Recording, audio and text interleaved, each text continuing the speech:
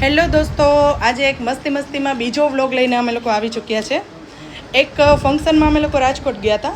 ત્યાં અમે લોકોએ શાક અને ચાપડી, ત્યાં મેલેડી માના તાવાનો જે બહુ ક્રેઝ છે તમને બધાને ખબર છે, તો ત્યાં અમે લોકોએ શાક અને ચાપડી પ્રસાદમાં અમારે હતા અને અમે લોકોએ ત્યાં ખાધું અને અમને બહુ ભાવ્યું. પણ અમારે પોરબંદરની અંદર એ અત્યારે કંઈ ચલણ નથી અને અમને લોકોને બનાવતા પણ નથી આવડતી. તો ખાસ અમારા મહેમાન આજે આવ્યા છે રાજકોટથી ને, જે લોકો એક ફંક્શનમાં આવ્યા હતા, બટ અમે એને રોકી લીધા છે ખાસ. અને ખાસ શેના માટે રોક્યા છે જુઓ, આ છે અમારા શાક ચાપડીના સ્પેશિયાલિસ્ટ. અને આ આ ચાપડીના સ્પેશિયાલિસ્ટ છે અને આ શાકના સ્પેશિયાલિસ્ટ છે. અને એમને અમે લોકોએ ખાસ રોક્યા છે આજે આ બનાવવા માટે. અને અમારા આ આસિસ્ટન્ટ અત્યારે સાથે છે, જે એમની હેલ્પ કરે છે. અત્યારે અહીંયા બધું વટાણા બાફવા માટે મૂકી દીધા છે, આમાં શાક બાફવા માટે મૂકી દીધું છે. ડુંગળી અને ટમેટાનો ક્રશ કરી લીધા છે અને ખાસ અહીંયા ચાપડી તૈયાર થઈ રહી છે. ચાલો હવે આગળ શું થાય છે અમે આગળ તમને બતાવશું. ચાલો, તેલ થવા માટે મૂકી દીધું છે અને હવે આમાં તમાલપત્ર, તજ, લાલ સૂકા મરચાં, પછી રાઈ જીરું, હિંગ, બધો જ મસાલો તૈયાર આપણો થઈ ચૂક્યો છે.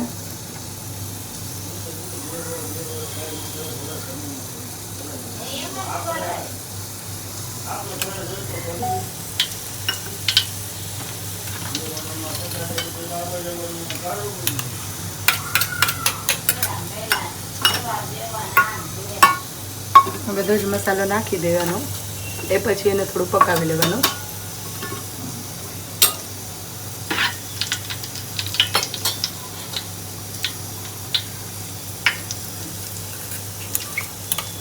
પછી આદુ મરચાંની પેસ્ટ, આદુ મરચાં લસણની પેસ્ટ છે.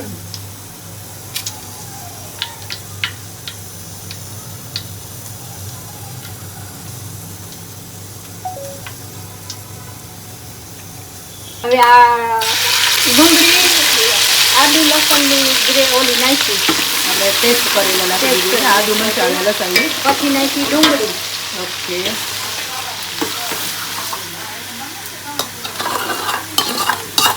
પછી આપણે ડુંગળી નાખી દીધી છે અને એને સાતળી લેવાની છે. હા, એને સતળી જાય ને પછી ટમેટા નાખવાના. ઓકે, થોડી વાર એને સાતળી લેવાની અને થોડી ચડી જાય એ પછી આપણે એમાં ટમેટા એડ કરવાના છે. મારા ભાભી આવી ગયા છે રાજકોટથી સ્પેશિયલ ચાપડી વાનગીઓ બનાવવા માટે. આપણે ચાપડીને તરવા માટે તેલ મૂકી દીધું છે અને એને આપણે ધીમા તાપે કરવાનું છે, કારણ કે જો એકદમ તેલ આવી જાય તો ચાપડી બહારથી બળી જાય અને અંદરથી કાચી રહે. એ માટે આપણે એને ધીમા તેલે જ આપણે એને તળવાની છે. અને અહીંયા થવા માંડ્યું છે. ચાલો, હવે ટમેટા એડ થઈ ગયા છે. દેખાય ડુંગળીની સાથે હવે ટમેટા એડ કરી દીધું છે અને હવે બધાને એકદમ સાથે સાતળી લેવાનું છે. હવે એમાં આપણે લસણ વાળો મસાલા આપણે એમાં એડ કરી દેવાના છે. સ્વાદ મુજબ મીઠું, તીખો મસાલો, આપણે જે મરચાં પાવડર, કાશ્મીરી મરચાં પાવડર પણ નાખી શકીએ કલર પકડાવવા માટે. હળદર, ધાણા જીરું બધું જ એડ કરી દેવાનું છે સાથે.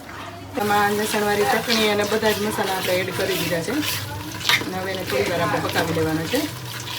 એ પછી એમાં આપણે વટાણા, આપણે જે વટાણા એડ કરશું, જેને આપણે થોડા પાણીમાં ગરમ કરી અને તૈયાર કરેલા છે. વાવ, મસ્ત કલર પકડાઈ ગયો છે આપણા શાકનો. પકડાયો. હવે આમાં આપણે વટાણા પણ એડ કરી દીધા છે અને હવે ખાલી આપણે શાક એડ કરવાનું છે. અને તમે ડાયરેક્ટ પણ બનાવી શકો, પણ જો ઉતાવળ હોય તો તમે બધા શાકને, આપણે પાઉંભાજીના શાક જેમ બધા બાફીએ એમ થોડું પાણી મૂકી અને બધા બાફી નાખો અને પછી ડાયરેક્ટ આ રીતે એનો વઘાર કરી શકો. હા, ખોલ નાખ બેટા.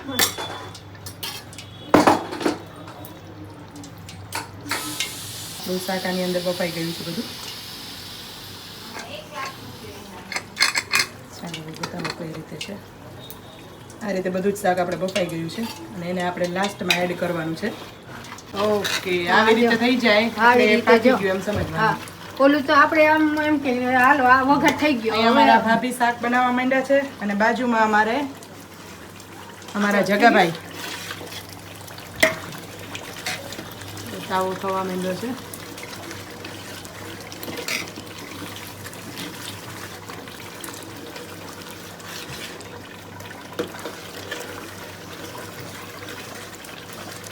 એકદમ એને ધીમા તાપે આપણે પકાવવાની છે એટલે બહાર અને અંદરથી પ્રોપર પાકી જાય. એટલી સરસ એની સુગંધ આવે છે આવે છે તમારાથી રાહ નથી જોવાતી.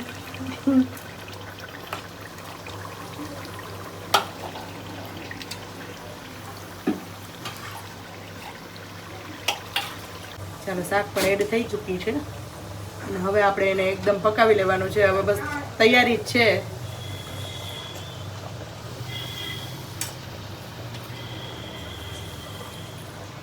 હવે એકદમ ઉકળી જાય એટલે આપણું શાક રેડી છે. રેડી થઈ જાય હવે વિડીયો પાડવો જ પડ્યો આમાં બે ચાલો, આપણું શાક અને ચાપડી બે તૈયાર છે. તમને કેવું લાગ્યું એ કમેન્ટ કરીને બધા કહેજો.